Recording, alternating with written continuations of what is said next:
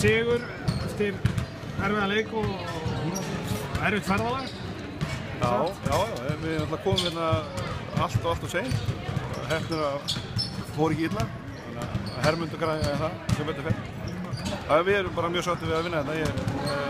Snæfell hefur alltaf verið að ströggla að spila hérna og við byrjum leikið hérna alveg skelfilega og endum undir einhverjum 9 stigum eða hvað. Ég bara mæ ekki hvað mikið, en ég er bara ánægður með að við náðum strax að laga það í fyrsta leiknum og bara með varnarstoppum og við bara komum okkur og héldum okkur og þessi sigur er bara á góðum varnarstoppurönnum. Þannig að það er aðalega varnarleikur sem hélt okkur niður í upphafi eða hvað? Já, í upphafi vorum við bara á eftir og þeir voru fór leið bara á öllum stöðum og náðu að ráðast á okkur og svo náðum við bara að laga þetta, náðu betri tengsla milli manna, þannig að við fórum að framkvæma betri pick and roll vörn og annað, og svo náttúrulega vorum við bara að fá framlag úr mörgum áttum. Það var enginn eitthvað eitt, Siggi var mjög góður og setti þetta alveg humongous play þegar kom okkur upp 4, spil 88 og sýndi náttúrulega bara að hann í landsliðsklassa, þannig að við vorum að fá úr öllum áttum, ég er bara mjög sáttur.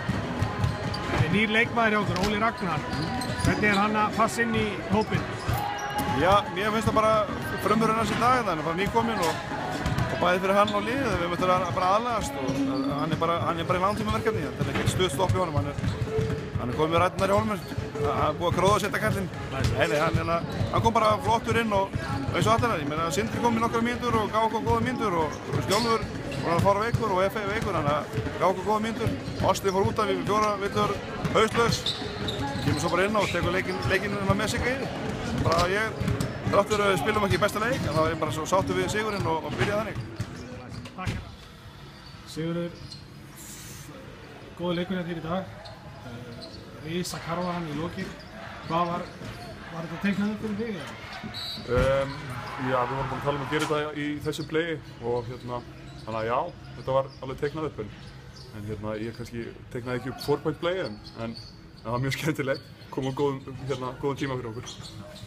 Þannig að ertu ánægður með frammistöðu liðsins í dag eða? Nei, alls ekki. Við komum mjög flatir í leikinn, við lentum í smá óhappi náttúrulega fyrir leikinn, það var datt dekka af rútunni hjá okkur. Það datt ekki alveg af en allar er farnar og mér fannst við vera nota það sem afsökun í byrjun að vera eitthvað fengum styttir uppbytun og eitthvað og eins og við nefntum ekki alveg að leggja vinnuna á okkur.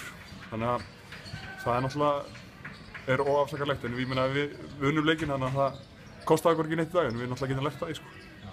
En er einhver jólasteik í ykkur ennþá eða er þetta bara þreyta eða hvað?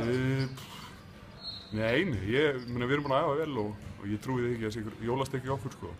Þetta var bara töff leikur, Fjölnismenn náttúrulega þeir eiga hróskilið þá fyrir að láta okkur ströggla svona og það er kannski bara gott að gefa þeim hrósið á það. Já, þið spilum alltaf frábæra verk í byrjun og þið náðu nú að leysa það sjálfur með varnarstoppum eða ekki?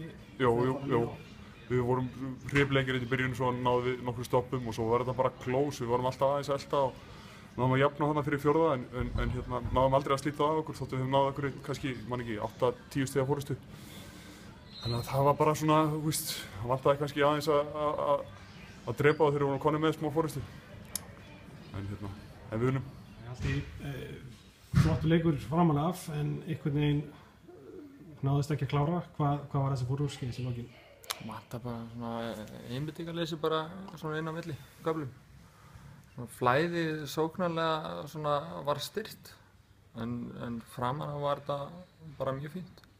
Varnarleikurinn var miklu betri heldur en hefur verið.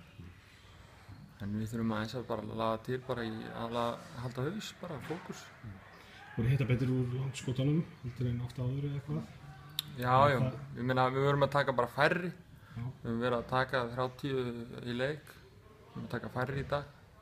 Þannig að við erum að, ég veit ekki hvort sem hitt eitthvað betur, 33% til því.